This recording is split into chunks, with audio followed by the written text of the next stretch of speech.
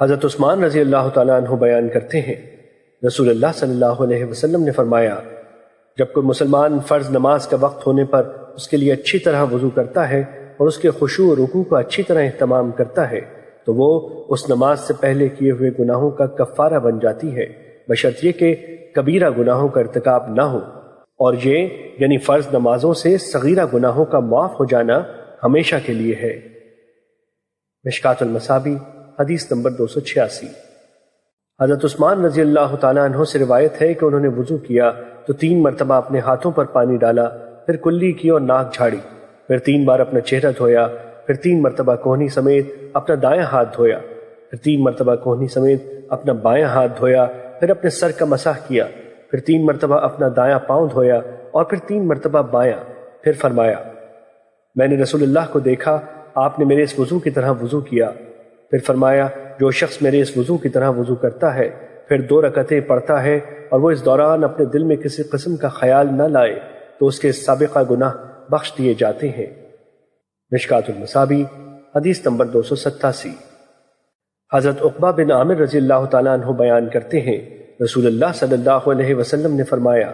جو مسلمان وضو کرتا ہے اور وہ اپنا وضو اچھی طرح کرتا ہے پھر کھڑا ہو کر مکمل توجہ کے ساتھ 2 رکعتیں پڑھتا ہے تو اس کے لیے جنت واجب ہو جاتی ہے۔ مشکات المصابیح حدیث نمبر 288۔ حضرت عمر بن خطاب رضی اللہ تعالیٰ عنہ بیان کرتے ہیں،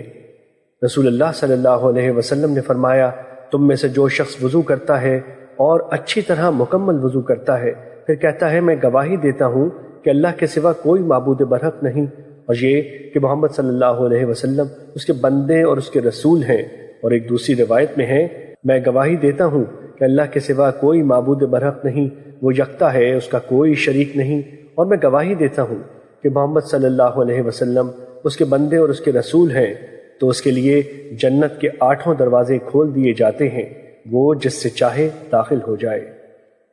مشکات المصابیح حدیث نمبر 289۔ حضرت ابو ہریرہ رضی اللہ تعالیٰ عنہ بیان کرتے ہیں، رسول اللہ صلی اللہ علیہ وسلم نے فرمایا، بے شک میری امت کے لوگوں کو قیامت کے دن بلایا جائے گا تو وضو کے نشانات کی وجہ سے ان کے ہاتھ پاؤں اور پیشانی چمکتی ہوگی، بس تم میں سے جو شخص اپنی چمک کو بڑھانا چاہے تو وہ بڑھا لے۔ مشکات المصابیح حدیث نمبر 290۔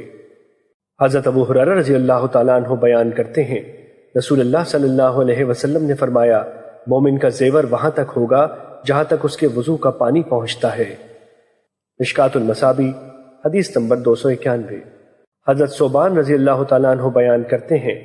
رسول اللہ صلی اللہ علیہ وسلم نے فرمایا، درست رہو اور تم اس کی طاقت نہیں رکھتے، اور جان لو کہ نماز تمہارا بہترین عمل ہے اور وضو کی حفاظت صرف مومن شخص ہی کر سکتا ہے۔ مشکات المصابیح حدیث نمبر 292۔ بنو سلیم کے ایک آدمی سے روایت ہے، انہوں نے کہا، رسول اللہ صلی اللہ علیہ وسلم نے انہیں میرے ہاتھ پر یا اپنے ہاتھ پر شمار کیا، فرمایا، سبحان اللہ کہنا نصف میزان ہے اور الحمدللہ کہنا اسے بھر دیتا ہے، اور اللہ اکبر زمین و آسمان کے درمیان کو بھر دیتا ہے۔ روزہ نصف صبر ہے جبکہ طہارت نصف ایمان ہے۔ مشکات المصابیح حدیث نمبر 296۔